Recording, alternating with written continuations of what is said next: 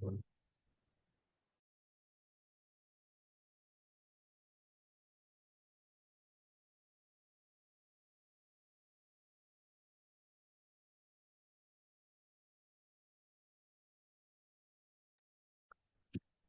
terus.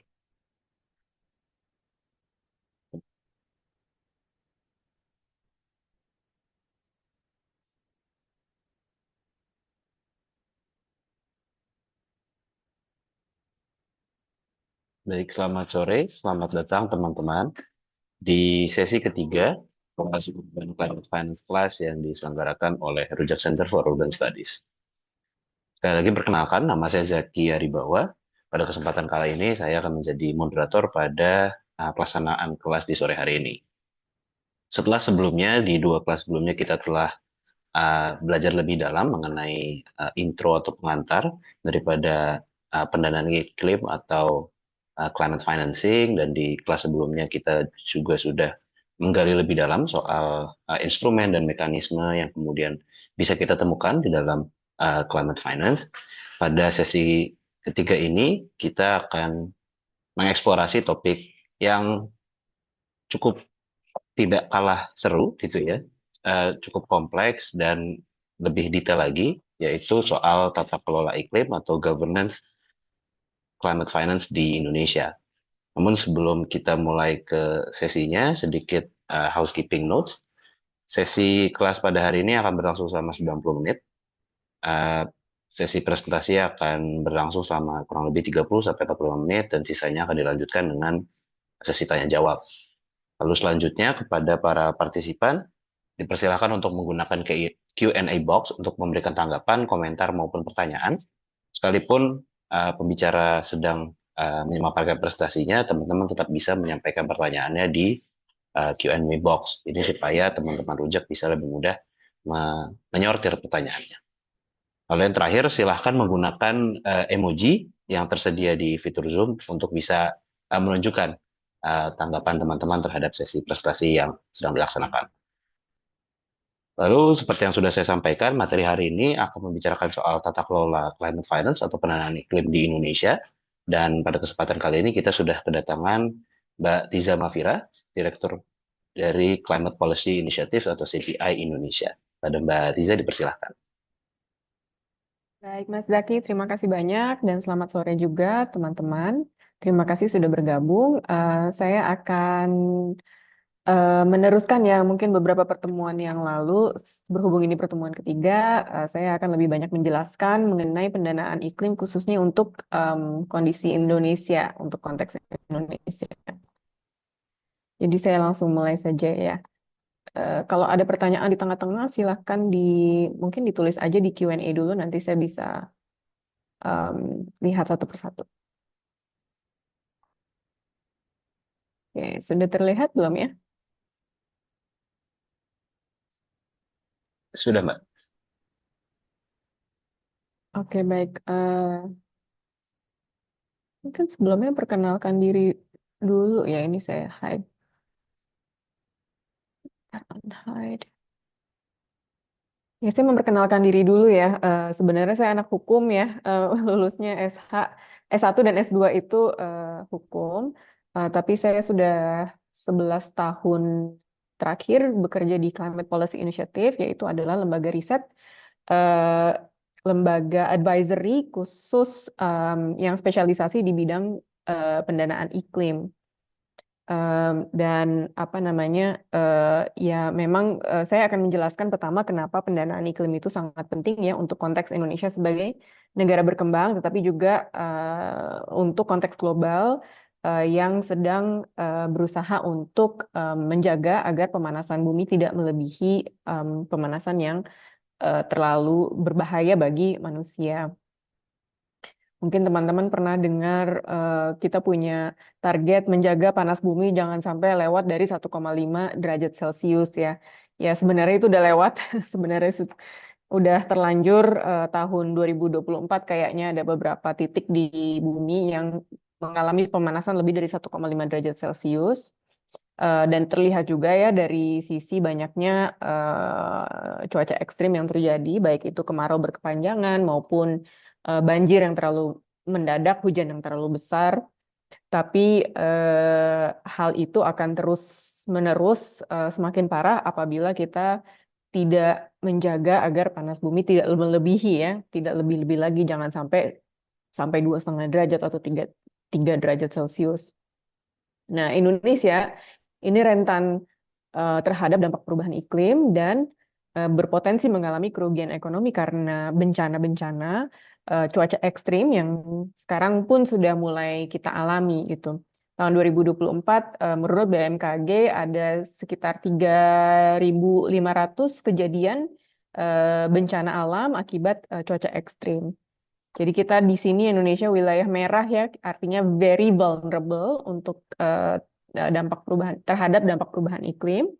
Nah, potensi kerugian ekonominya sudah dihitung juga oleh Indonesia, oleh pemerintah, itu sekitar 14,8 miliar dolar per tahun. Itu kalau dirupiahkan itu sekitar 100 triliun per tahun. 100 triliun itu adalah angka investasi kereta cepat Wush gitu. Jadi em, kalau kita tidak mengatasi perubahan iklim, ya mendingan mana kita bayar 100 triliun per tahun untuk bencana alam yang semakin meningkat, atau kita bisa memiliki duit ya untuk melakukan investasi-investasi yang bermanfaat. Em, nah, untuk kebutuhan dunia sebenarnya ya yang terjadi saat ini, investasi saat ini tidak hanya di Indonesia tapi di seluruh dunia masih belum cukup untuk menghindari kerugian dan masih belum membatasi pemanasan global hingga 1,5 derajat Celcius. Jadi ini sudah dipetakan bahwa kebutuhan pendanaan iklim dari sekarang itu sampai 2050 itu sekitar 266 triliun dolar per tahun. Sebenarnya yang dibutuhkan adalah jauh lebih daripada itu. Yang di sebelah kanan itu kita membutuhkan lebih dari 1.000 triliun sebenarnya per tahun. Eh, dan kalau kita tidak berinvestasi sekarang, kita akan mengalami kerugian lebih dari 2.300 triliun per tahun. Jadi pesan yang mau disampaikan oleh penghitungan ini adalah kita investasi sekarang memang akan terkesan mahal ya investasi sekarang, tetapi percayalah itu nggak ada apa-apanya dibandingkan biaya yang harus kita keluarkan untuk mengatasi dampak dari perubahan iklim di masa depan. Dan tentu saja ini adalah dampak yang bisa dikuantifikasi. Kita belum bicara dampak extinction beberapa spesies tertentu, kita belum bicara dampak kematian ya, yang mana itu nggak terbayangkan lah gitu kerugiannya seperti apa.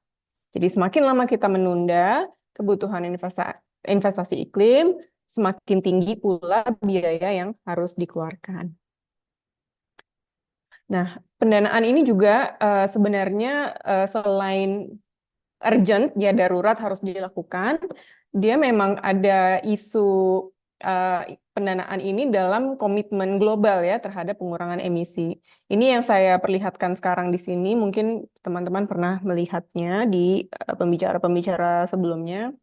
Ini yang saya perlihatkan di sini adalah NDC, Nationally Determined Contribution, yaitu komitmennya Indonesia untuk mengurangi emisi.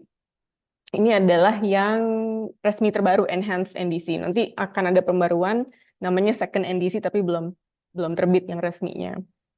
Intinya adalah ini ada CM1, CM2 itu CM1 itu kalau misalnya kita melakukan sendiri dengan pendanaan sendiri. CM2 itu adalah target pengurangan kalau misalnya ada pendanaan dari luar. Jadi Indonesia membedakan nih, kalau targetnya kalau pendanaannya adalah pendanaan domestik saja, maka Indonesia targetnya sekian persen. Angka sekian persen itu yang warna biru ya, 31,89% pengurangannya. Tapi target pengurangan emisi Indonesia bisa lebih tinggi daripada itu, bisa 43% kalau misalnya ada pendanaan asing. Jadi dinamika-dinamika antara pendanaan domestik, pendanaan asing, pendanaan iklim itu datangnya dari mana? Kenapa kita harus mengetahui itu? Karena itu akan menentukan apakah Indonesia pakai target yang 31,89% atau pakai target yang 43% gitu. Nah, jadi ada berbagai sumber pendanaan iklim, ada yang dari kalau ada yang terbagi gini, kategorisasi pendanaan iklim ada yang sumbernya dari sumber publik atau eh, atau sumbernya dari sumber swasta atau private itu ya, yang atas bedanya atas sama bawah. Nah, bedanya kiri sama kanan adalah sumbernya dari sumber dalam negeri atau domestik atau sumbernya dari sumber internasional atau dari luar negeri. Nah, ini harus dipetakan dengan baik karena itu tadi karena kita butuh mengetahui kita mau pakai target pengurangan emisi yang mana. Kita juga perlu tahu sebenarnya angka investasi iklim yang dibutuhkan itu bisa dipenuhi dari sumber mana sih? Apakah bisa nih seperti kata Presiden Prabowo, kita swasembada gitu. Kita segala macam hal itu swasembada aja, swasembada energi, swasembada pangan, begitu pula swasembada anggaran gitu. Bisa kok kita memenuhi target transisi energi pakai domestic resources gitu. Apakah benar? Ataukah kita memang perlu tambahan sumber daya dan pendanaan dari sumber-sumber internasional. Apakah kemudian kalau misalnya kita bilang dari domestik saja itu cukup dari APBN saja, atau perlu juga sebenarnya kontribusi dari perusahaan-perusahaan, dari perbankan, dari pihak-pihak swasta. Ya, nah itu semua adalah sebab CPI melakukan pembagian atau pemetaan ya alur pendanaan menggunakan kategori-kategori ini. Nah, ini saya akan menunjukkan aliran pendanaan iklim global. Global dulu ya, nanti baru Indonesia. Jadi ini adalah yang terbaru, yang pakai data, ini terbitnya 2024, tapi pakai data 2021-2022, karena memang data itu butuh 2 tahun ya untuk bisa terbit dan finalisasi. Jadi ini adalah data terbaru, di mana kelihatannya dari sisi paling kiri itu sumber pendanaannya dari mana saja, yang biru adalah sumber publik, yang orange adalah sumber swasta. Kalau kita lihat paling kanan, itu kelihatan em, pendanaan itu mengalir kemana saja. Paling besar itu yang paling gendut, paling bawah itu yang ungu, itu East Asia and Pacific, itu karena banyak pendanaan mengalir ke Cina. Ya, karena Cina memang paling paling banyak kegiatan-kegiatan yang terkait iklim dan energi terbarukan. Memang dari segi volume, Cina memang paling banyak melakukan aksi-aksi energi terbarukan ya, investasi energi terbarukan. Eh, Kemudian, tapi di tengah-tengah kan banyak informasi ya. Nah, di tengah-tengah itu adalah informasi misalnya instrumennya pakai apa sih? Kalau misalnya pendanaan iklim itu datang dari pemerintah kah atau dari bank em, komersil ya? Itu pakai misalnya ada hibah, ada em, hutang. Ada hutang pun itu beda-beda. Ada hutang komersil ya, hutang komersil artinya bunganya bunga pasar, bunga tingkat suku bunga komersil. Ada yang namanya low cost debt ya, itu hutang pakai em, bunga di bawah suku bunga komersil. Ya, kayak apa sih namanya? Apa sih cicilan eh, yang hutang eh, ringan? Saya lupa bahasa bahasa apa istilah Indonesianya apa. Intinya low cost project debt ya. Terus ada juga yang bukan hutang tapi equity, saham, berbentuk saham. Nah, di sebelah kanannya itu lagi kegiatan seperti apa sih yang disebut kegiatan iklim. Nah, di sini kita mendefinisikan kegiatan iklim sebagai mitigasi, adaptasi atau keduanya, multiple objective. Mitigasi itu kita menjaga agar tidak banyak emisi yang dikeluarkan dari kegiatan-kegiatan ekonomi. Kalau adaptasi adalah kita sudah mengantisipasi akan ada pemanasan, oleh karena gitu kita harus mempersiapkan infrastruktur untuk beradaptasi terhadap pemanasan tersebut. Oke, nah ini kalau di zoom in ke sumber pendanaan publik, kelihatan yang warna biru ya, itu dari mana saja sih? Sebenarnya nggak dari APBN saja. Ada yang dari pemerintah, iya itu yang APBN, ada juga yang dari eh, lembaga-lembaga development finance ya, misalnya em, ini National DFI sama Multilateral DFI. Ini DFI itu Development Finance Institutions, itu lembaga-lembaga keuangan development seperti World Bank, Asia Development Bank, terus banyak lah ya KFW, JICA dan sebagainya. Kemudian ada BUMN, kemudian ada multilateral climate fund, ini seperti Green Climate Fund, ya GCF dan sebagainya. Nah, eh, ini semua terkategorisasi sebagai dana publik. Nah, kemudian untuk sumber dana dari swasta, ini ada yang em, FI itu financial institutions ya, lembaga keuangan komersil. Kemudian ada yang dari perusahaan, ketika perusahaan mengeluarkan pendanaan untuk, misalnya saya mau pasang solar panel untuk mall atau pabrik saya, itu tercatat ya sebagai pendanaan iklim, karena dia mengeluarkan sebuah investasi untuk melakukan aksi iklim di perusahaannya sendiri.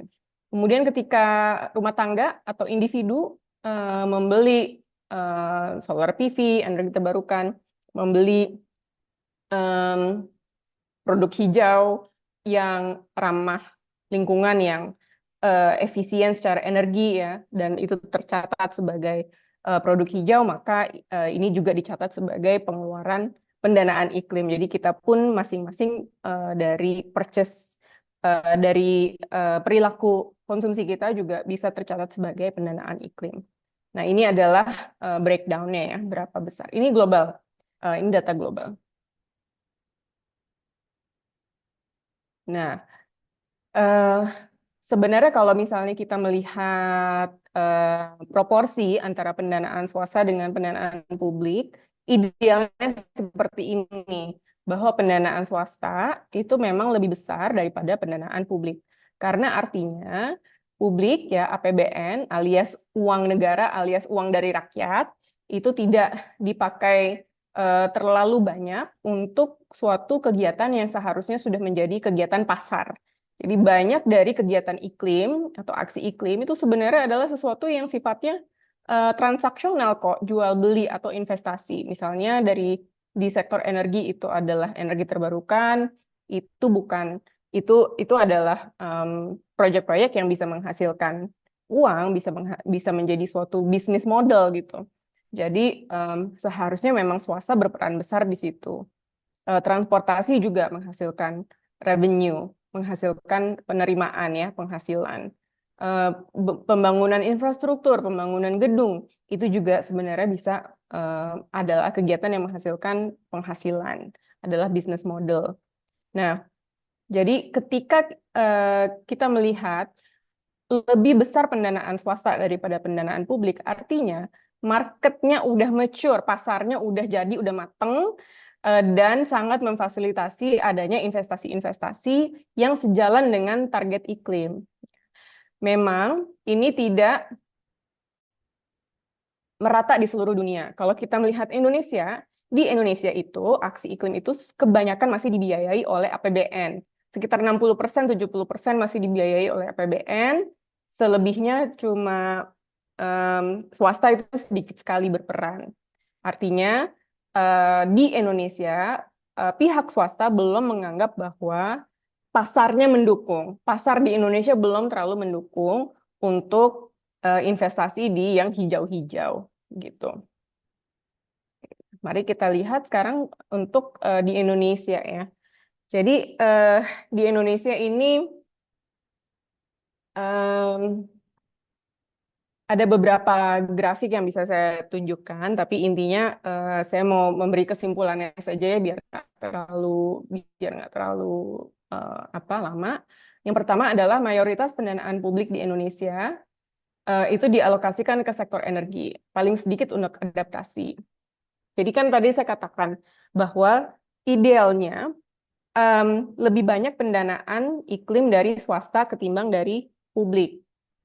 Karena itu menandakan pihak swasta merasa pasarnya sudah cukup matang dan friendly untuk melakukan investasi hijau. Kecuali ya seharusnya hal-hal yang memang nggak banyak peluang bisnisnya itu harusnya ditangani oleh APBN, oleh pemerintah. Misalnya apa? Misalnya adaptasi. Adaptasi itu kan tidak banyak peluang bisnis modelnya ya, tidak banyak peluang investasinya. Misalnya investasi, misalnya apa sih adaptasi? Misalnya bikin konservasi mangrove gitu. Konservasi mangrove atau bikin mm, tanggul supaya kenaikan air laut tidak masuk ke ke dalam kota, atau membuat suatu infrastruktur em, eh, penyerapan air, ya sumur resapan misalnya. Itu kan adalah hal-hal yang sifatnya spending aja ya, bukan suatu bisnis gitu kan. Sumur resapan kayaknya bukan bisnis ya. Nah, itu adalah hal-hal yang karena bukan eh, bisnis model yang berpeluang menghasilkan suatu revenue, maka semestinya yang mengcover itu adalah pemerintah. Nah, jadi nggak apa-apa kalau lebih besar APBN yang keluar untuk aksi iklim, asal memang yang kita lihat adalah budget kita tuh memang dipakai untuk hal-hal yang tidak mau disasar oleh pihak swasta. Sayangnya, yang kita lihat justru adalah ini swasta dan publik sama-sama menyasar energi, sektor energi. Jadi sektor energi itu seharusnya adalah hal yang udah bisa diatasi oleh pihak swasta, tapi sekarang pemerintah masih lumayan banyak mengalokasikan ke sektor energi. Nah, kasihannya jadi adaptasi, jadi sangat sedikit pendanaan yang mengalir untuk adaptasi. Oke. Nah, temuan kedua adalah bahwa pendanaan swasta itu mengutamakan energi terbarukan dan transportasi. Ini tidak mengherankan, berhubung memang sektor energi ini yang menjadi target paling populer sektor swasta, dan bisnis modelnya cenderung lebih banyak opsinya ya untuk energi terbarukan dan transportasi.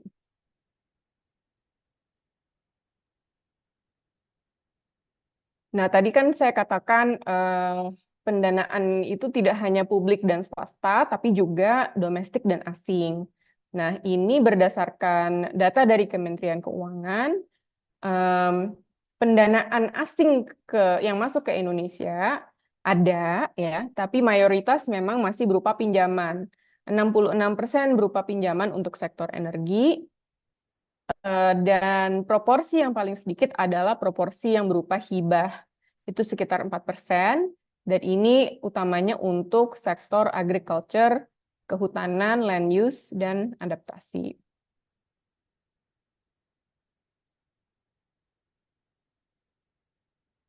Oke, sekarang kita masuk ke regulasi pendanaan iklim di Indonesia.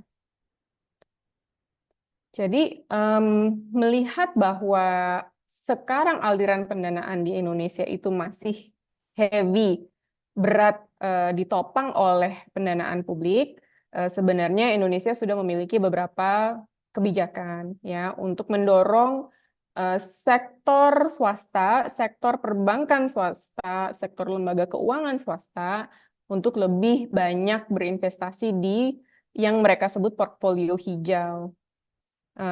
Jadi dasar hukum sebelum sampai ke sana adalah National Policy Framework, ada kerangka kebijakan Indonesia terkait perubahan iklim itu mulai dari ratifikasi Paris Agreement sampai Perpres SDG, kemudian dituangkan dalam RPJMN yang sekarang sudah diupdate ya menjadi per 2025. Kemudian ada target pengurangan emisi Indonesia yang tertuang dalam NDC dan juga dalam dokumen Low Carbon Development Indonesia ini yang dibentuk sama Bappenas.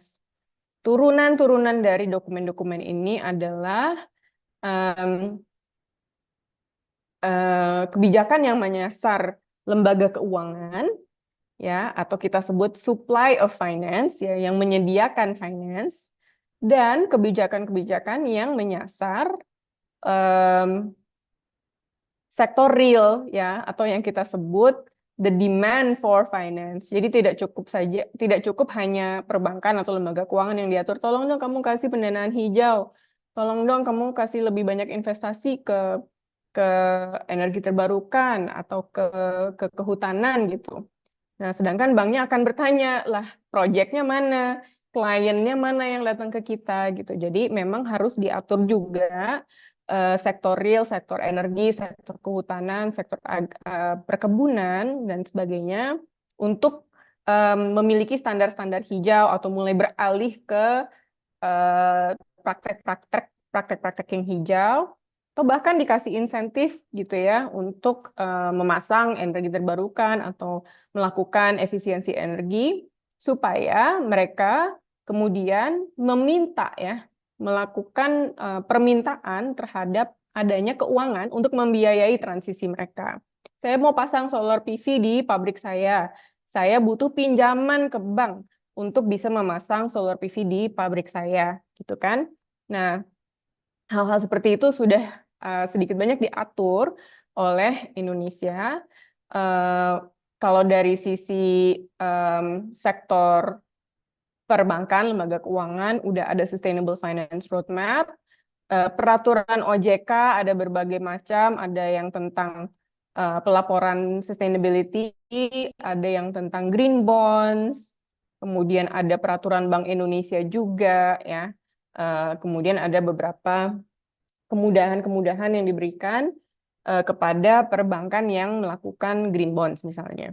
Nah, untuk sektor real sudah juga diberikan beberapa insentif untuk industri-industri yang misalnya bergerak di bidang energi terbarukan, tuh. Atau untuk gedung-gedung yang mendapatkan sertifikasi hijau misalnya. Jadi ini ada beberapa kebijakan yang sudah dilakukan. Nah, ini juga beberapa contoh ya kebijakan insentif fiskal untuk sektor hijau, misalnya geothermal fund, misalnya ada insentif pajak, tax holiday untuk produk hijau yang mungkin tahun lalu itu adalah insentif untuk EV ya, insentif pajak dan sebagainya. Ini semua adalah bentuk ya salah satu bentuk insentif-insentif yang diberikan oleh pemerintah. Ini adalah peta jalan kebijakan keuangan berkelanjutan yang dikeluarkan oleh OJK dan lumayan konsisten diikuti timelinenya oleh OJK. Jadi fase satunya itu pas 2015-2019 OJK mengeluarkan aturan green bonds ya, di dalamnya ada kategorisasi ini loh yang kita sebut sebagai sustainable business. Ini apa aja? Ada energi terbarukan, energi efisiensi, ada transportasi berkelanjutan, pengelolaan sampah, limbah, adaptasi dan sebagainya. Kemudian di fase 2 2021 sampai 2025 OJK mengeluarkan peraturan wajib melaporkan portfolio hijau, portfolio ESG. Kemudian mengeluarkan taksonomi hijau yang kemudian direvisi tahun lalu menjadi taksonomi berkelanjutan.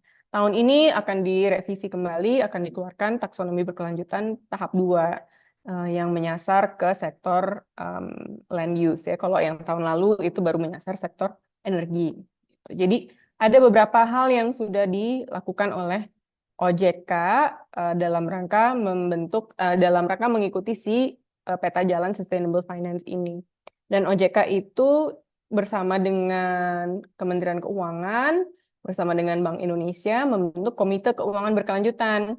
Jadi seharusnya ini memang ada kerjasama ya antara Kementerian Keuangan sebagai pemegang kebijakan fiskal dengan OJK sebagai regulator lembaga keuangan, dengan Bank Indonesia sebagai regulator macroprudential policies di Indonesia.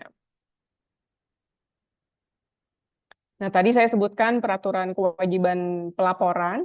Apa sih itu pelaporan? Ya, pelaporan itu adalah kewajiban bagi bank ya untuk melaporkan kalau mereka sudah memberikan investasi, pinjaman, produk keuangan kepada kegiatan-kegiatan yang masuk dalam kategori sosial, ekonomi, atau governance, tata kelola. Jadi ESG, kok ekonomi.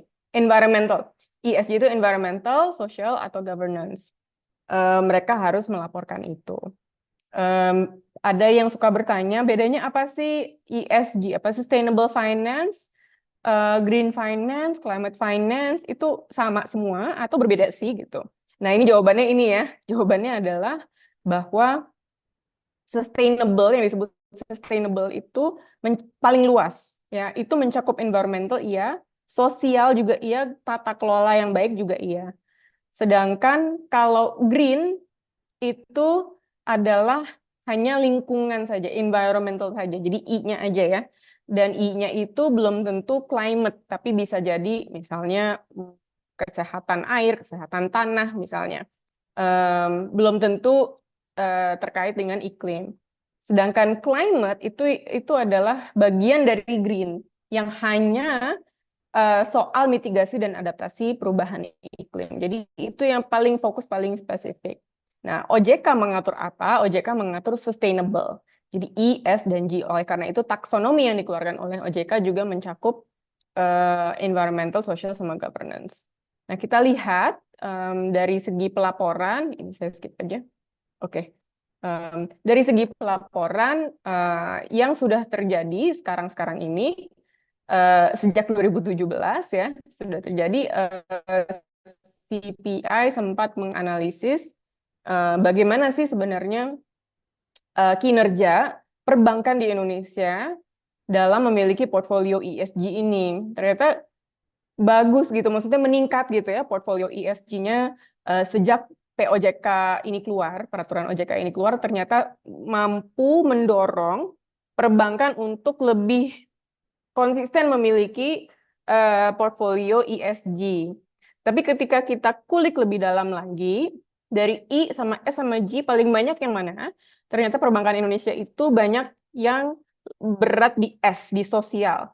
Yaitu adalah sebenarnya memberikan pendanaan ke UMKM. Jadi belum tentu ESG yang besar itu adalah untuk lingkungan, apalagi iklim gitu ya. Jadi menarik saja bahwa ketika dilihat lebih dalam, bukan berarti perbankan itu sudah tertarik dengan pasar kegiatan hijau atau iklim di Indonesia, tapi ternyata tertariknya dengan UMKM gitu. Oke. Nah, ini kenapa seperti itu ya? Kenapa kelihatannya swasta itu masih malu-malu untuk berinvestasi yang hijau-hijau yang terkait iklim di Indonesia? Ini ada beberapa alasan. Ini juga sebenarnya kita melakukan survei juga ya. Apa sih yang menjadi hambatan investasi proyek hijau? Ini dalam survei ini kebetulan kita bertanya khusus untuk sektor energi. Tapi ini sih indikatif apa ya bisa berlaku juga kayaknya untuk sektor-sektor hijau lain.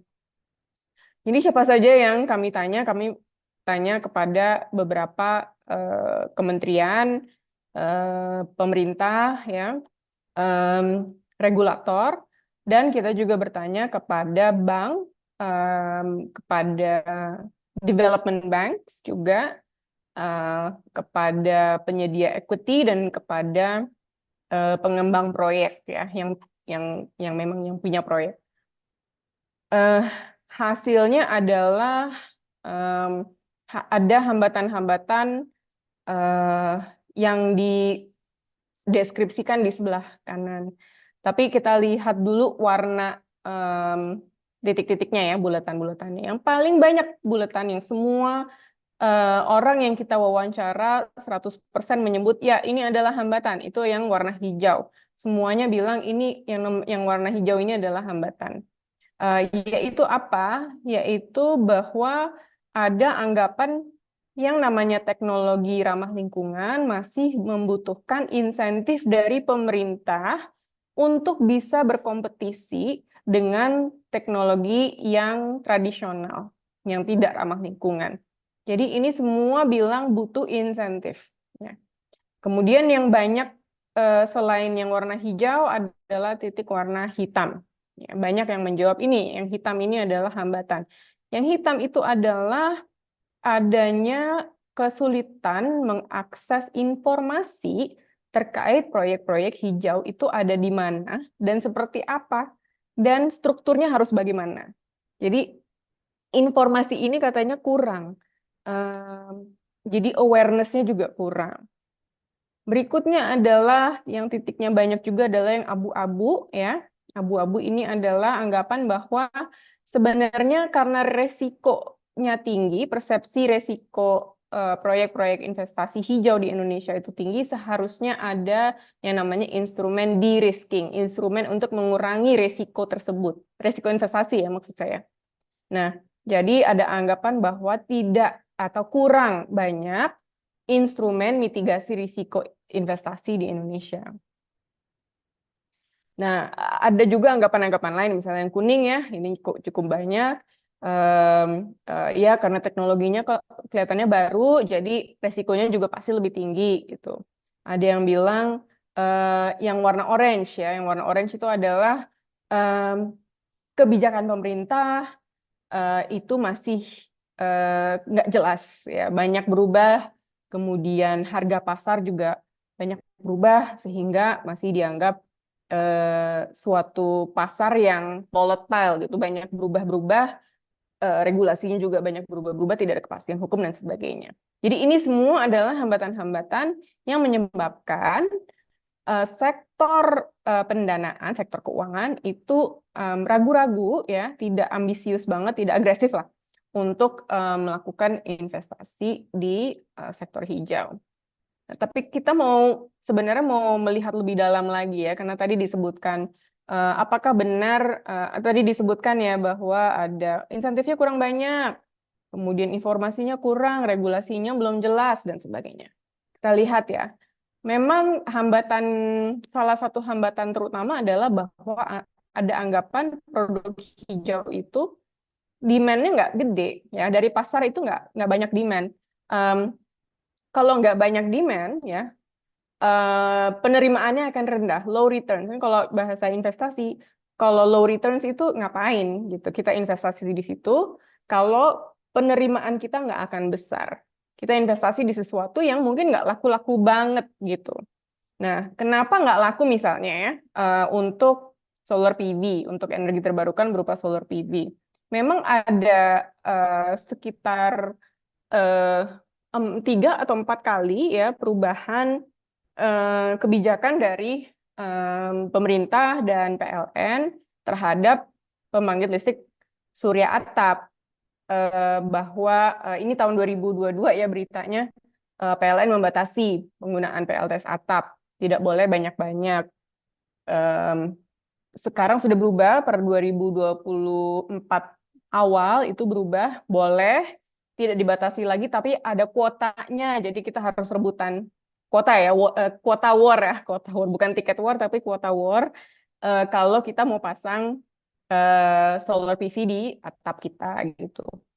Begitu pula dengan industri ya, harus kuota war dulu. Jadi karena ada berbagai perubahan yang cukup sering, dianggapnya sekarang kalau saya berinvestasi di sebuah project developer yang jualannya solar PV, belum tentu solar PV dia akan laku karena nggak banyak yang bisa membeli ini, gitu. Jadi dianggapnya low returns. Ya, itu salah satu contoh. Contoh lain adalah tadi ya saya sebut, oh insentifnya kurang nih untuk produk hijau. Sebenarnya tidak hanya insentifnya kurang, tapi insentif kepada produk kompetitornya, yaitu produk kotor ya, produk-produk yang masih tinggi emisi, itu jauh lebih besar dan masih besar sampai sekarang. Jadi di sebelah kanan itu kami memetakan berdasarkan APBN Indonesia berapa banyak APBN yang keluar untuk climate action, karena itu ada datanya ya, pakai climate budget tagging, dan berapa banyak APBN kita dikeluarkan untuk subsidi fossil fuel. Subsidi ini adalah subsidi batu bara, subsidi diesel, subsidi BBM, dan sebagainya. Dan ternyata subsidi fossil fuel itu lebih tinggi daripada climate budget kita. Artinya, tadi kan kok kesannya kok pemerintah udah kasih banyak insentif ya. Tadi saya sebutkan kan di dalam framework kebijakan, oh udah ada insentif untuk perbankan, udah ada insentif untuk sektor real ya. Tapi kok ketika disurvei, stakeholder ini mengatakan insentifnya kurang, ya. Ternyata ketika melihat APBN, insentifnya memang ada, tapi lebih kecil daripada insentif yang diberikan untuk batu bara dan minyak bumi dan sebagainya. Jadi ya memang jadinya kecil, ya, dan jadinya tidak berdampak menggerakkan appetite para investor untuk jor-joran ya di sektor hijau.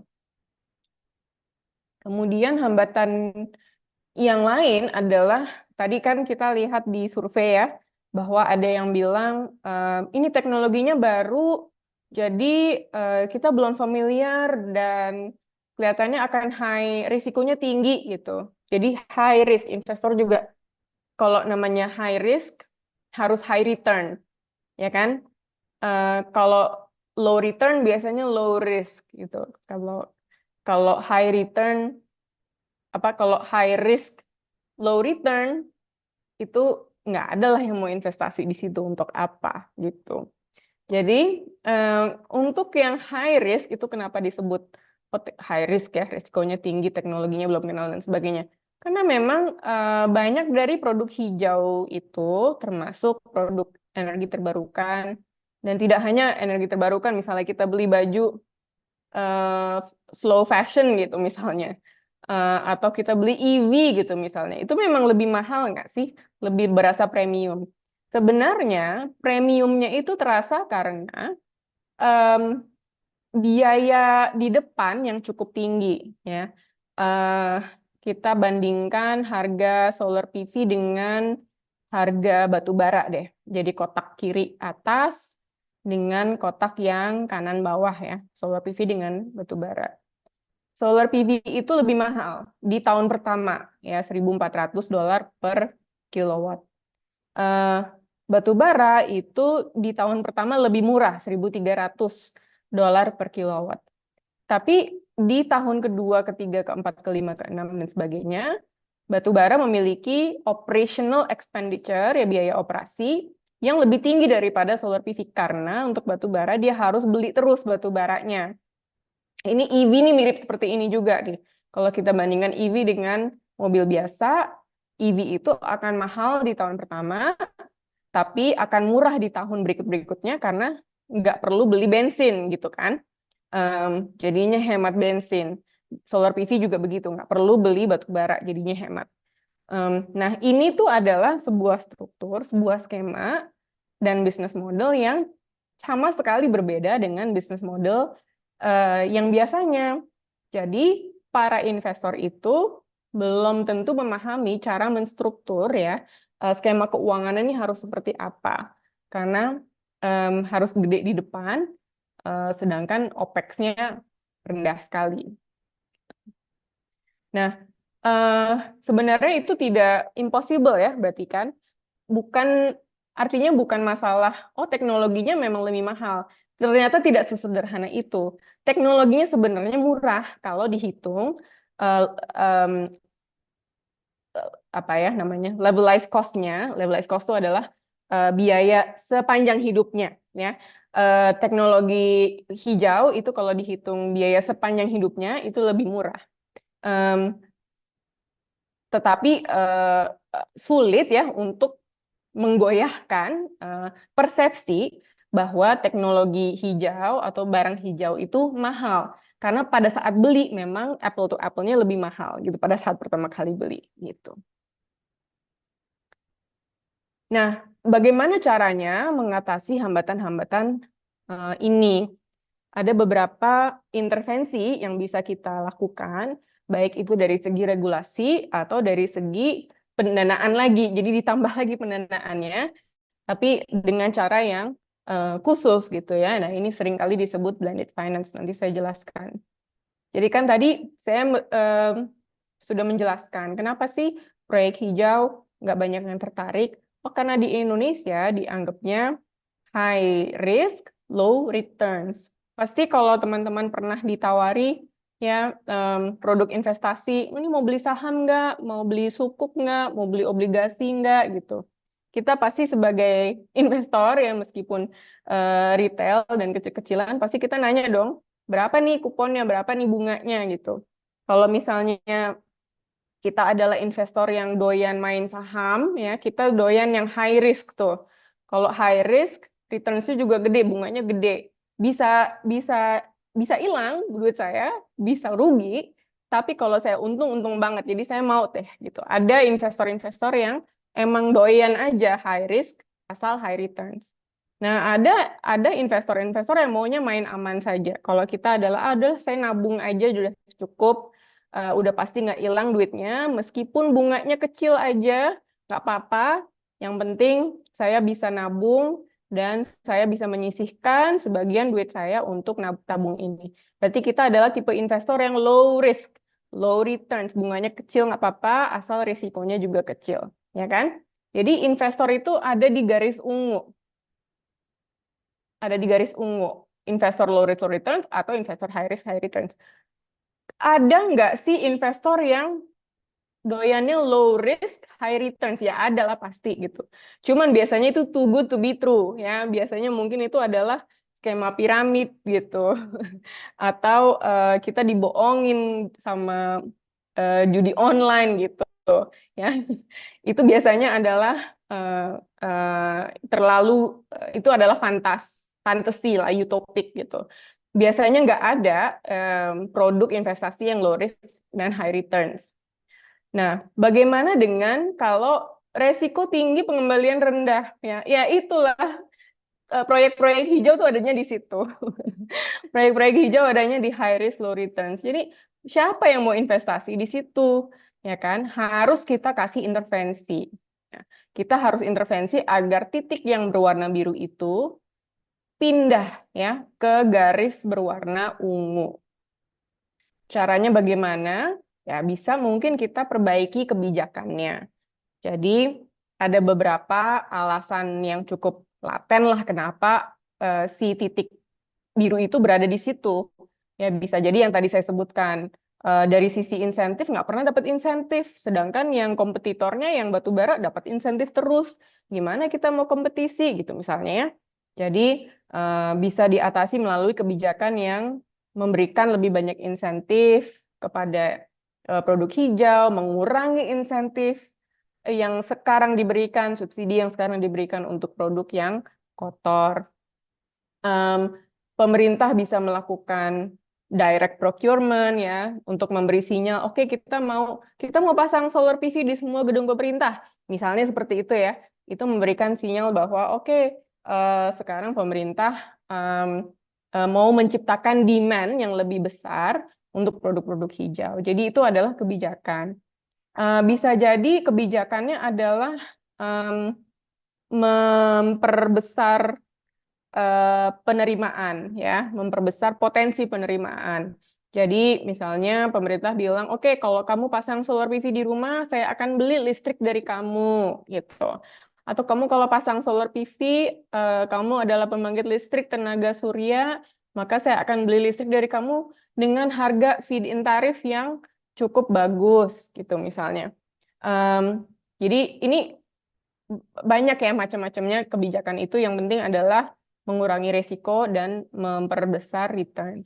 Itu kebijakan. Tapi bagaimana kalau kebijakan itu tidak ada atau belum ada? Apa yang bisa dilakukan? Ya sebenarnya pendanaan pun bisa melakukan intervensi. Jadi ini yang sering kali disebut blended finance ya, di mana iya ada pendanaan swasta yang sudah pasti terikat ya dengan keharusan-keharusan tertentu. Misalnya suku bunga saya harus segini. Ini komersil, kalau mau komersil ya harus begini gitu. Dan saya punya risk return yang udah segini aja. Pokoknya kalau internal rate of return-nya nggak segini, saya nggak mau. Saya coret, nggak masuk dalam portfolio saya. Pokoknya kalau pendanaan swasta udah pasti punya pakem-pakemnya tertentu yang sulit mereka ubah. Nah, bagaimana bisa memenuhi pakem-pakem mereka? Masuklah pendanaan dari publik untuk mengurangi risiko yang dialami oleh si swasta atau memperbesar penerimaan yang diterima oleh si swasta. Jadi misalnya ada dana publik, misalnya dari pemerintah atau dari development bank ya, yang memberi jaminan. Nih, kamu kasih pinjaman deh ke si gedung itu yang mau sertifikasi hijau, nggak apa-apa kamu kasih pinjaman, kan kamu takut nih dia nggak bayar balik, kan kamu takut dia non-performing loan ya, atau proyeknya mangkrak.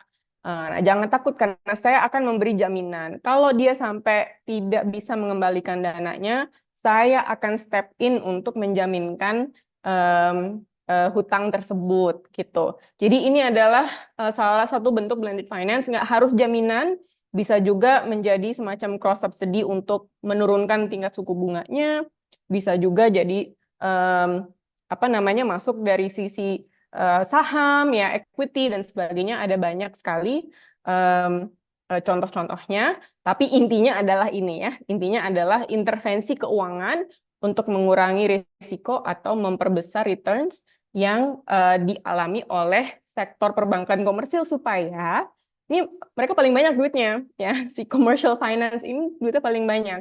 Nah, supaya mereka mau dengan aman dan nyaman berinvestasi di proyek-proyek hijau ini gitu. Blended finance ini lumayan banyak contohnya, di Indonesia pun lumayan banyak. Bahkan di Indonesia ada PT SMI, Sarana Multi Infrastruktur, yang punya blended finance facility khusus yang namanya SDG Indonesia One Fund. Itu dia khusus ya apa sih ya apa sih memfasilitasi terjadinya pertemuan-pertemuan antara public finance dan private finance ini supaya proyek-proyek infrastruktur yang sesuai dengan SDG yang mungkin tadinya si bank itu tidak tertarik menjadi tertarik untuk berinvestasi di situ. Nah, ini saya kasih satu contoh aja, pembiayaan transportasi umum listrik ya. Ini bukan studi kasus, tapi ini ada beberapa biar biar kebayang aja sih bahwa pendanaan ini banyak sekali, dan untuk urban urban climate finance itu mungkin yang paling relevan adalah transportasi umum ya. Transportasi umum. Nah, ini dalam kasus ini adalah transportasi umum listrik. Jadi bis listrik atau kereta, dalam kasus ini bis listrik. Saya mau kasih breakdown-nya aja sih. Misalnya bis listrik itu kan kalau kita gimana caranya sebuah kota, misalnya Bali, misalnya Jakarta, itu ingin menggantikan semua bus umumnya dengan bus listrik ya supaya mengurangi emisi. Ada dua komponen, ada komponen bisnya itu sendiri, ada komponen infrastruktur bisnya itu, ya kan? Karena bisnya bis listrik, maka dia harus punya infrastruktur kan, harus ada charging station, harus ada tempat yang cukup luas untuk mereka parkir dan bisa ngecas dan sebagainya. Jadi ada komponen infrastruktur dan ada komponen pengadaan bus itu sendiri. Di financing itu ada komponen CAPEX, capital expenditure, yaitu yang tahun pertama ya, pengeluaran tahun pertama. Ada komponen OPEX, operational expenditure, yaitu biaya-biaya untuk maintenance, biaya untuk pemeliharaan, termasuk biaya pengisian. Ya, kalau bis biasa pengisian bensin, kalau bis yang ini pengisian listrik. Ada beberapa opsi nih skema pendanaan. Jadi yang pertama adalah pemerintah pusat memberikan alokasi anggaran kepada Pemprov. Nah, pemerintah pusat ini bisa dapat dari mana? Ya, yang terjadi sekarang ini adalah pemerintah pusat dari APBN, tapi itu sebenarnya bisa um, dari lembaga keuangan internasional, bisa melalui pinjaman lunak, misalnya dari World Bank atau ADB. Kemudian itu yang tadi mau saya sebut, pinjaman lunak ya, pinjaman dengan bunga rendah, pinjaman lunak. Kemudian ada pemerintah pusat menerima pinjaman lunak itu, memberikan alokasi anggaran ke Pemprov atau Pemkot, dan Pemdanya itu kemudian melakukan investasi modal dan operasional ke operator BRT. Operator BRT ini bisa BUMD ya, misalnya. Kemudian ini yang paling simpel, paling sederhana.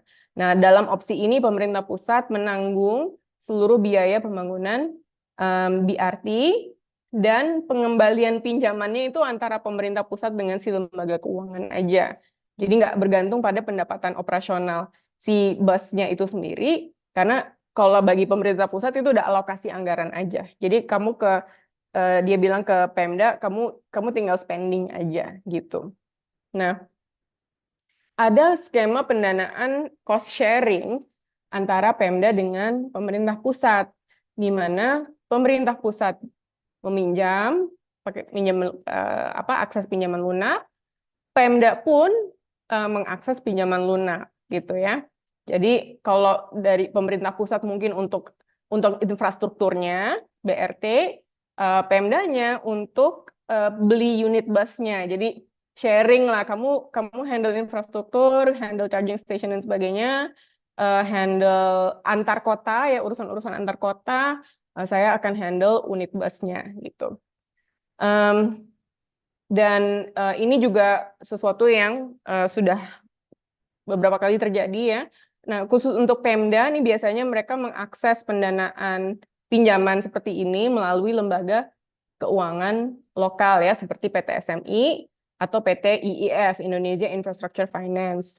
Itu memang lembaga-lembaga yang di set up sama Indonesia untuk menyalurkan pendanaan um, concessional finance, yaitu pinjaman lunak. Kemudian ada opsi-opsi lain juga ya, banyak opsinya. Ada pendanaan melalui belanja modal APBD, jadi Pemdanya mengalokasikan APBD untuk pengadaan unit bus, itu gampang ya. Ada pendanaan melalui pinjaman yang tadi saya sebutkan ya sebelumnya. Jadi Pemda pinjam dulu dari lembaga keuangan, misalnya dari PT SMI atau PT IIF, setelah itu baru menganggarkan pengadaan bus ya. Kemudian ada juga pendanaan melalui pembelian layanan. Jadi Pemdanya tidak terlalu ngurusin pengadaannya, ya pengadaannya cukup badan usaha. Si BRT-nya itu si badan usahanya bisa swasta, bisa BUMD, tapi Pemda kemudian membayar suatu service fee kepada si BUMD tersebut atau kepada PT BRT tersebut, ya. Service fee-nya itu kemudian bisa balik lagi ya ke anggaran Pemda melalui pendapatan BRT itu, jadi kerjasama profit sharing antara Pemda dengan operator BRT. Jadi ada macam-macam bentuknya. Dan ini semua sudah pernah dicoba lah di beberapa kota di seluruh Indonesia. Nah, ada satu yang belum pernah, saya rasa belum pernah ya, sepemahaman saya belum pernah, yaitu carbon credits untuk electric bus program. Ini saya kasih contohnya bukan Indonesia, jadi Bangkok pernah membiayai pembelian pengadaan electric bus melalui ya ada pinjaman, ada equity, tapi juga ada bonus berupa carbon credits ya, karena mereka menghitung oke, dengan melakukan penggantian seluruh armada bus umum di kota ini dengan bus listrik, saya mengurangi emisi sekian. Nah, pengurangan emisi sekian ini di-issue menjadi carbon credits yang kemudian dijual ke luar negeri ya, menggunakan skema Article 6 Paris Agreement gitu. Nah, ini salah satu contoh carbon credits Article 6 yang pernah dilakukan untuk urban context. Wah, banyak ya. Nah, sebenarnya banyak sekali yang bisa di-cover, tapi saya nggak mau terlalu lama. Mungkin kita buka untuk diskusi aja, berhubung udah lewat beberapa menit ya. Kalau misalnya ingin mengetahui lebih banyak, ini ada beberapa kajian yang dikeluarkan oleh Climate Policy Initiative yang memang membahas climate finance, tapi juga khusus cities ya, urban climate finance yang mungkin sangat menarik bagi teman-teman rujak. Oke, saya berhenti dulu dan akan membuka untuk diskusi. Terima kasih. Terima kasih banyak Mbak Tiza atas presentasinya. Saya yakin juga saya sendiri sih belajar banyak banget dan saya yakin juga peserta juga demikian. Ternyata selama tadi Mbak Tiza presentasi udah ada dua penanya yang nanya via Q&A box. Eh, buat teman-teman juga yang mau bertanya bisa juga diisi di Q&A box. Pun kalau ada yang mau menyampaikan secara langsung bisa raise hand, nanti teman-teman panitia akan persilahkan untuk eh, on mic. Mungkin yang pertama dulu ya Mbak dari Kak Banu Syazali. Peran nasional di FI cukup signifikan sebagai sumber climate finance di skala global. Apakah pola ini juga ditemukan dalam private finance landscape di Indonesia? Dan institusi apa saja yang termasuk sebagai national DFI di Indonesia? Mungkin selain PT SMI. Nah, Kak Mm-mm. Ziza. Ya, boleh. Memang SMI yang paling utama ya, Development Finance Institution di Indonesia yang utama itu SMI. Ada juga IIF, tadi saya sebut juga Indonesia Infrastructure Finance. Keduanya sebenarnya fokus pada infrastruktur, ya. Em, nah, ada juga yang lebih luas mandatnya, tidak hanya infrastruktur, yaitu Badan Pengelola Dana Lingkungan Hidup (BPDLH). BPDLH itu bukan bank ya, bukan bank, tapi merupakan lembaga keuangan yang punya mandat untuk memberikan ya pinjaman bisa, hibah bisa, tergantung tergantung mandat yang diberikan oleh si penyandang dananya. Jadi BPDLH itu semacam trust lah yang memegang dan mengelola dananya orang lain atau donor untuk ke, ke keperluan tertentu. Nah, mereka memiliki mandat masuk ke sektor kehutanan juga bisa, itu nggak perlu infrastruktur. Itu ada beberapa lembaga ya di Indonesia. Sekarang mau bikin, eh, ada juga yang kreatif nih, misalnya Indonesia eh, Investment Authority (INA) ya. Indonesia INA tuh Investment Authority lah, saya lupa namanya, nama panjangnya. Tapi INA adalah em, lembaga OIP Indonesia, Operator Investasi Indonesia. Ya, mereka tugasnya adalah menggunakan sebenarnya keuangan negara dan menginvestasikannya pada hal-hal yang strategis gitu bagi Indonesia. Sekarang yang lagi heboh itu mau bikin Danantara. Danantara itu eh, sebenarnya adalah apa? Apakah berbentuk DFI? Saya belum tahu ya, karena belum fix juga strukturnya. Tapi banyaklah diskusi-diskusi dan inovasi ya terkait lembaga pendanaan di Indonesia sebenarnya. Danantara itu hanya salah satu dari sekian banyak diskusi dan wacana lembaga keuangan di Indonesia. Kalau Danantara itu kelihatannya akan jadi holding BUMN ya, tapi bisa melakukan investasi juga. Ya, itu mungkin ya jawaban saya eh, untuk pertanyaan pertama. Oke, buat pertanyaan kedua ya. Dari Gaya Zoom 1. Hai Katiza, thank you for your presentation. Sangat banyak belajar dari tren pendanaan sektor energi. Ya, ada menanyakan dua pertanyaan. Yang pertama, nampaknya di sektor energi dan sampah, investor dan pemerintah terjebak dalam perspektif jangka, khususnya biaya investasi. Sedangkan potensi penghematan jangka panjang dari biaya operasional tidak cukup menarik untuk mendorong pendanaan ke aksi iklim. Menurut Kak Tiza, apa hambatan utamanya ini lebih condong pada paradigma pemerintah yang tidak tepat, kurangnya mekanisme pendanaan yang bisa mendanai proyek tersebut atau hal-hal lain. Yang kedua, Ini maksudnya, oh iya, oke, langsung langsung aja. Yang kedua, ya, yang kedua banyak aksi iklim itu didorong di level komunitas dengan skala proyek yang relatif kecil. Di sisi lain, saat ini sepertinya lembaga pendana, misal Bank Pembangunan, cenderung mengelontorkan dana untuk proyek dengan skala besar dan paket dana yang lebih tinggi, ratusan juta dolar. Apa ada model pendanaan proyek berbasis komunitas atau berskala kecil yang berhasil di sektor energi? Terima kasih. oke, ya pertanyaannya bagus. Untuk yang pertanyaan pertama, kayaknya maksudnya adalah condong ke em, perspektif pembiayaan jangka pendek ya. Jadi maksudnya adalah kebanyakan instrumen keuangan yang ada itu mengharapkan pengembalian investasi dalam jangka pendek gitu. Dan ini memang benar. bahwa kebanyakan instrumen investasi ya, instrumen pinjaman dan sebagainya, tenornya itu sekitar 8 tahun. Untuk proyek-proyek energi, yaitu kira-kira 8 tahun lah. Batu bara dan sebagainya itu biasanya tenor pinjamannya 8 tahun, bisa diperpanjang-perpanjang. Karena maksudnya adalah dalam 8 tahun mereka mengharapkan ini udah balik gitu duitnya, dan udah ada bunganya pula gitu. Sedangkan untuk produk hijau, karena tadi strukturnya beda ya, lebih tinggi di tahun pertama, murah di tahun berikutnya.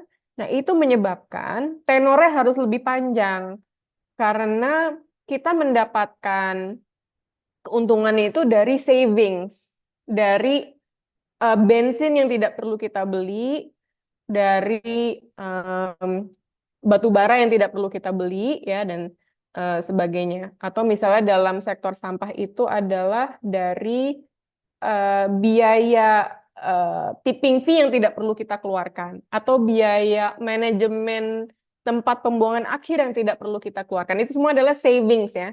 Nah, savings itu kan ketika dihitung itu sebenarnya jadi, dan dibandingkan dengan business as usual-nya, itu kan jadi sebenarnya adalah penerimaan kan, adalah penghematan yang merupakan uang yang dipegang lah sama si perusahaan.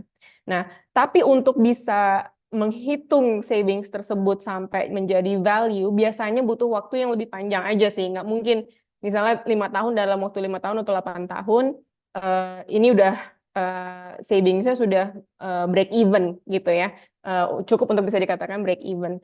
Nah, tenor panjang ini yang em, ada banyak upaya ya, termasuk dari CPI untuk memberikan edukasi kepada lembaga keuangan bahwa struktur pembiayaan ini harus agak berbeda. Jadi nggak bisa pakai struktur pembiayaan yang ada karena tenornya pendek dan sebagainya. Coba boleh nggak dieksplor pemberian tenor yang lebih panjang, bunganya lebih rendah, tetapi bisa pakai blended finance gitu. Jadi makanya ada banyak upaya-upaya lah untuk membuat em, si perbankan itu lebih familiar ya dengan skema keuangan yang seharusnya cocok untuk produk hijau. Eh, hambatan utamanya itu tentunya pemerintah bisa berperan. Misalnya pemerintah bisa memberikan insentif kepada perbankan yang mau memberikan investasi untuk hal-hal seperti itu. Misalnya pemerintah bisa memberikan garansi jaminan itu tadi kan, atau subsidi bunga ya. Jadi em, misalnya si si bank itu melihat proyek proyek apa nih? Proyek ini adalah proyek pengelolaan sampah ya misalnya. Pengelolaan sampah, oh begini-begini kurang menarik, nggak apa-apa, tapi resikonya tinggi, saya kasih bunga tinggi ya, 15% gitu. Oh, tinggi sekali gitu kan, kata si proyek sampahnya, oh nggak jadi deh, tinggi banget bunganya gitu. Nah, pemerintah bisa masuk sebenarnya, nggak apa-apa, saya kasih subsidi bunga ya, saya kasih subsidi bunga karena ini adalah proyek strategis dan memang dibutuhkan. Sehingga dari bank tetap ngasih bunga 15%, tapi si proyeknya merasanya hanya 10%. Misalnya begitu, itu juga ada skema-skema seperti itu yang tentunya membutuhkan pelibatan pemerintah. Nah, yang untuk pertanyaan kedua, banyak aksi iklim didorong level komunitas skala proyek yang lebih kecil. Betul. Eh, Banyak sekali solusi-solusi aksi iklim yang sebenarnya nggak perlu besar, nggak perlu teknologinya canggih, dan bisa skala komunitas. Em, Misalnya composting gitu ya, misalnya. Kalau di pengelolaan sampah tuh composting udah paling, itu udah mengurangi emisi dan itu mengatasi masalah sampah. Kalau semua orang melakukannya di rumah sendiri, sudah selesai gitu masalahnya. Tapi siapa yang mau kasih saya pinjaman ya? Saya Tina Mafira, pinjaman untuk bikin eh,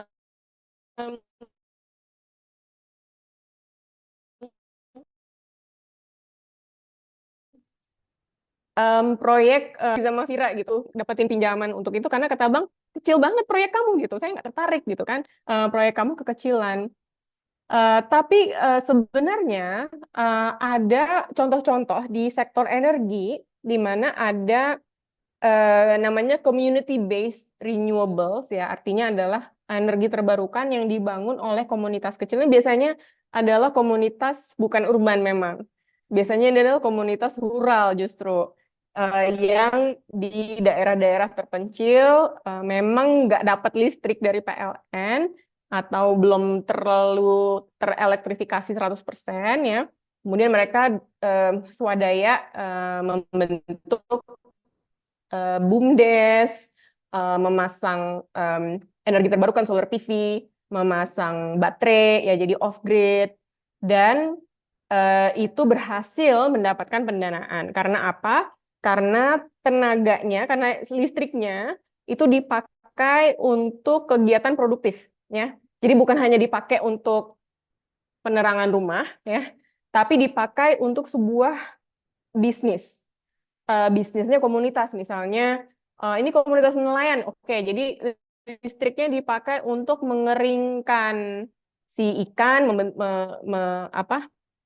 membuat kerupuk ikan ya em, me- memasang kulkas pendingin freezer supaya ikannya nggak busuk. Dan itu menghasilkan karena ketika mereka menjual ikan atau produk ikan itu menghasilkan revenue, menghasilkan profit. Nah, jadi ketika mereka mengajukan pendanaan kepada lembaga keuangan, mereka mengajukan pendanaannya adalah ini saya punya bisnis model, saya punya bisnis jualan ikan. Nah, kamu kasih saya pinjaman. Nah, pinjaman itu akan saya pakai untuk modal, yaitu pasang solar PV, pasang baterai, beli kulkas, jadi udah satu paket gitu. Nah, itu ada contoh-contoh seperti itu, dan menurut saya perlu lebih banyak karena cocok sekali untuk Indonesia yang banyak solusi iklimnya low technology seperti itu. Low technology dan skala kecil. Oke, mudah-mudahan menjawab. Berikutnya, silakan Ya, Mas Zaki dipilih. berikutnya Kak dari Kak Meriana Kesuma. Thanks Mbak Tiza untuk presentasinya, menarik sekali. Apakah bisa dijelaskan lebih dalam terkait carbon trading, khususnya untuk project-project di commercial building atau real estate? Eh, enggak, enggak, enggak banyak, enggak banyak contohnya. Sebenarnya karena untuk commercial building, real estate itu tidak banyak contohnya ya yang bisa issuing carbon credits ya. Ini saya berbicara dari keadaan konteks di Indonesia saja.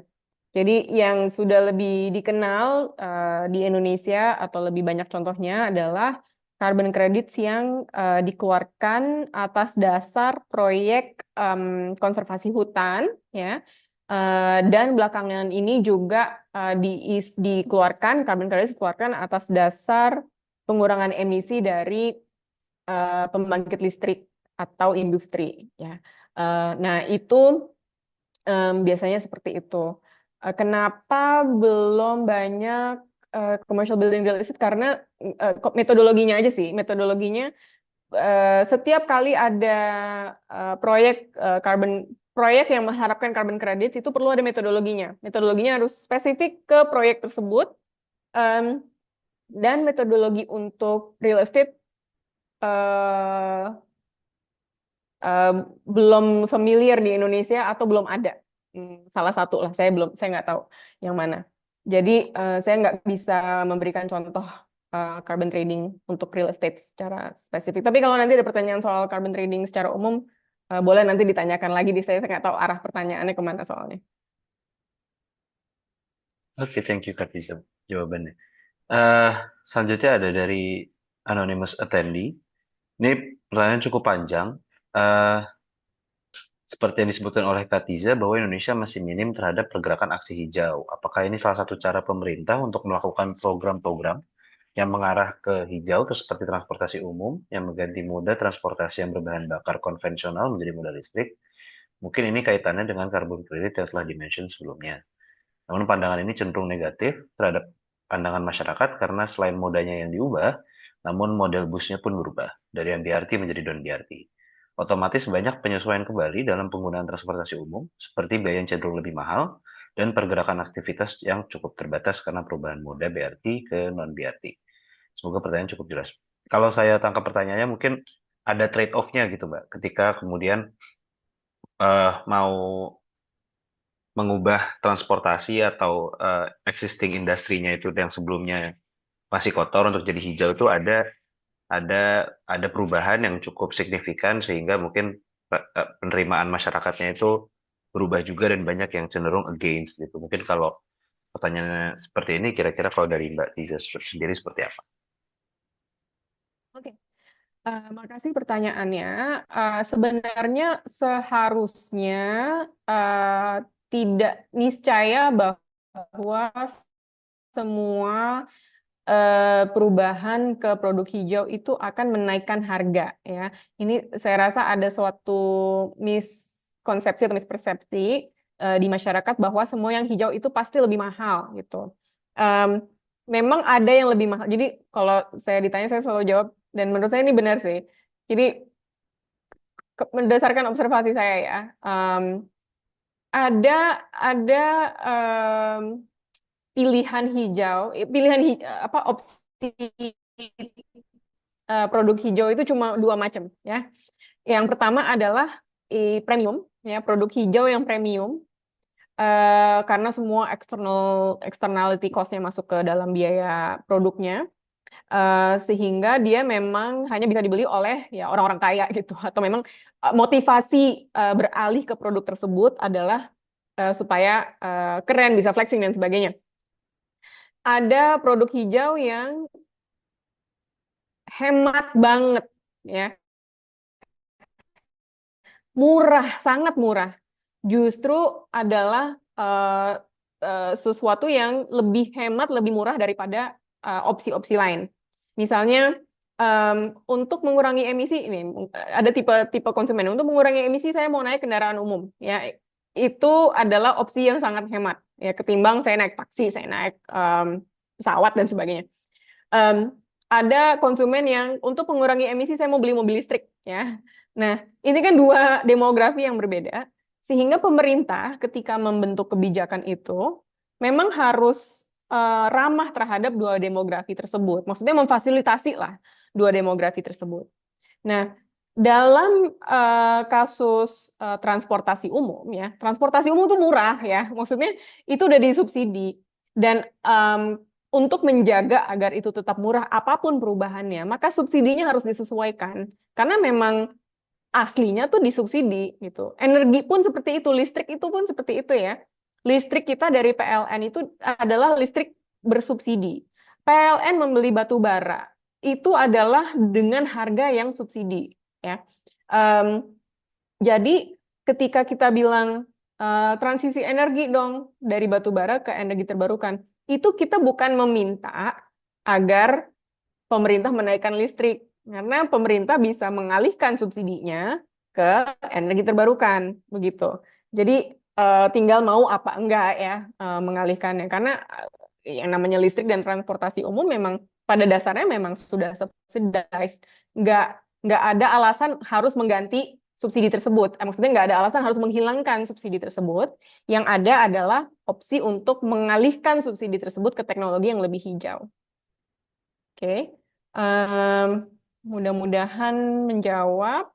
Oke, ada pertanyaan terakhir kayaknya Mas Zaki. Iya, yang pertanyaan itu pertanyaan terakhir dan saya kira juga mungkin eh, pertanyaan yang bisa membantu peserta juga. Ini pertanyaan dari Kak Tandu Ramba. Lembaga kami membantu masyarakat di desa-desa untuk menanam pohon. Kami memberikan bibit pohon secara gratis dan masyarakat menanam secara swadaya di lahan mereka masing-masing. Apakah aksi ini kemudian bisa diurus menjadi kredit karbon di Indonesia? Oke, secara teori bisa, secara praktek ini akan rumit dan susah. Saya menjelaskan kenapa, karena penghitungan ya, metodologi penghitungan dan verifikasi karbon kredit itu adalah proses yang sangat-sangat sangat rumit ya. Yang dan ada beberapa prinsip yang harus dipenuhi. Misalnya nanti ada prinsip additionality. Prinsip additionality itu nanti akan ditanya, kalian akan ditanya. emang kalau kita nggak kasih duit, ya, kalau kamu nggak ngeluarin carbon credit, kita nggak ngasih duit, emang kamu berhenti kegiatannya, gitu. Jangan-jangan kita nggak kasih duit pun, kamu bisa terus memberikan bibit-bibit pohon ini secara gratis, gitu. Akan ditanya seperti itu. Em, karena carbon credit itu dianggapnya prinsipnya harus menjadi bonus. Kalau kita nggak ngasih, kamu nggak ngerjain. Jadi harus ada justifikasinya gitu. Kenapa kita harus ngasih kamu duit? Gitu. Yang kedua adalah prinsip permanence. Permanence itu artinya kalau udah berkurang emisinya, apa jaminannya emisi itu akan terus berkurang. Kasarnya gini ya, kamu udah ngasih pohon, udah ditanam sama warga. Apa jaminannya setelah kita kasih duit, warganya kemudian nggak nebang pohon itu, gitu. Em, Kamu emang bisa menjaga warganya itu merawat pohonnya sampai gede. Emang kamu bisa menjamin warganya nggak bakal tebang pohon itu. Nanti ketika kita udah kasih duit, kamu akan memonitor atau tidak gitu. Nanti akan ada pertanyaan-pertanyaan kayak gitu yang akan berpengaruh terhadap bisa atau tidaknya carbon credit itu keluar. Tapi secara teori harusnya bisa gitu. Harus konsultasi sama sama konsultan-konsultan yang ahlinya ini. Baik, terima kasih banyak Mbak Tiza atas jawabannya dan mungkin jawaban tersebut jadi jawaban terakhir di sesi kelas hari ini. Sekali lagi terima kasih banyak Mbak Tiza Mafira atas kesempatannya dan prestasinya. Saya kira kita jadi belajar sangat banyak gitu ya tentang lanskap pendanaan iklim Indonesia, tapi juga lengkap soal uh, bagaimana kemudian pendanaan iklim ini dilakukan oleh pemerintah, juga dilakukan oleh private sector, dan termasuk komunitas di Indonesia. Kepada para peserta, terima kasih atas kehadirannya dan juga partisipasinya di kelas 3 kali ini. Kita akan bertemu lagi di hari Kamis minggu depan, membahas soal Indonesia lagi, tapi landscape di pemerintahan daerah. Uh, Rekaman kelas hari ini akan dikirimkan besok, seperti biasa lewat kanal ini. Sekali lagi terima kasih, selamat sore teman-teman semua. Terima kasih Mbak Tiza. Terima kasih banyak semuanya. Selamat sore. Terima kasih Mas Zaki. Mbak.